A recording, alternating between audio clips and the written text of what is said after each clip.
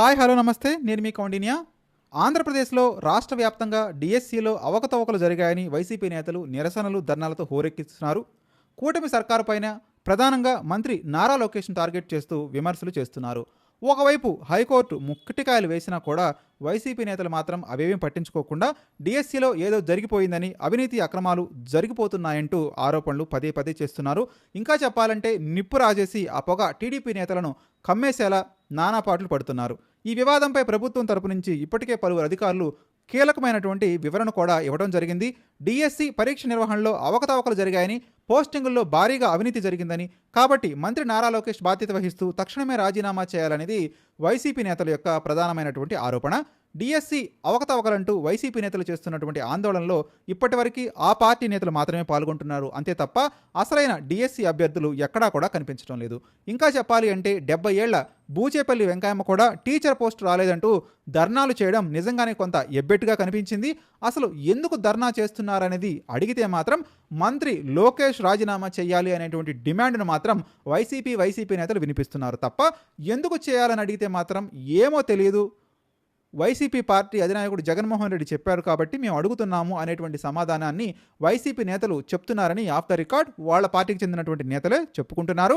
అయితే వైసీపీ నేతలు చేస్తున్న ఆరోపణలు హడావుడిని తిప్పుకొట్టేందుకు మాత్రం ప్రభుత్వ అధికారులు చేస్తున్న ప్రయత్నంలో సగం కూడా టీడీపీ నేతలు చేయడం లేదు అనేది ఇప్పుడు రాజకీయ విశ్లేషకుల మాట. నేను కూడా ఇదే అంశాన్ని చాలా కాలం క్రితం నుంచి చెప్తూనే ఉన్నాను. ఏదైతే జగన్మోహన్ రెడ్డి చేస్తున్నటువంటి విమర్శలకు తప్పనిసరిగా ఏదైతే వీళ్ళు సమాధానం చెప్తున్నారో కార్యదర్శులు, క్యాబినెట్ కార్యదర్శుల రూపంలో అది ఓకే. కాకపోతే ఏంటంటే ఎట్టి పరిస్థితుల్లోనూ రాజకీయ పరంగా తిప్పికొట్టాల్సిన బాధ్యత మరీ ముఖ్యంగా నారా లోకేష్కి, అదేవిధంగా కూటమి మంత్రులకి ఉంటుంది. కానీ కూటమి ప్రభుత్వంలో భాగస్వాములుగా ఉన్నటువంటి జనసేన, భారతీయ జనతా పార్టీ నేతలైతే ఈ విషయం మాకు సంబంధం లేదు అన్నట్టుగా మనం వ్యవహరించడం చూస్తూనే ఉంటాం. ఆ పార్టీలకు చెందినటువంటి మంత్రులు, ఎమ్మెల్యేలు, నేతలు కనీసం స్పందించడం కూడా లేదు.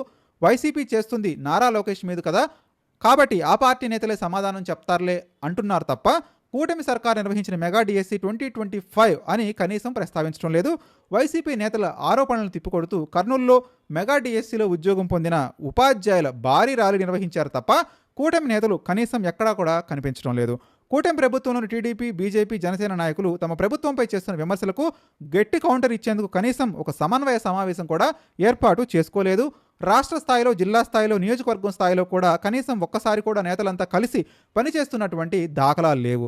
ఏదో ఒకరిద్దరు నేతలు టీడీపీ కేంద్ర కార్యాలయంలో ప్రెస్ మీట్ పెట్టి 4 మాటలు అనేసి వెళ్ళిపోతున్నారు తప్ప క్షేత్రస్థాయిలో మాత్రం కనీసం స్పందించడం లేదనేది ఇప్పుడు కనిపిస్తున్నటువంటి వాస్తవం. పరిస్థితి ఇలాగే ఉంటే వైసీపీ నేతలు చెప్తున్నటువంటి అబద్ధాలను కూడా ప్రజలు నమ్మేటువంటి అవకాశం ఉంది అని మరీ ముఖ్యంగా టీడీపీ, జనసేన, బీజేపీ కూటమికి చెందిన నేతలు ఆఫ్ ద రికార్డ్ వ్యాఖ్యానించడం గమనార్హం.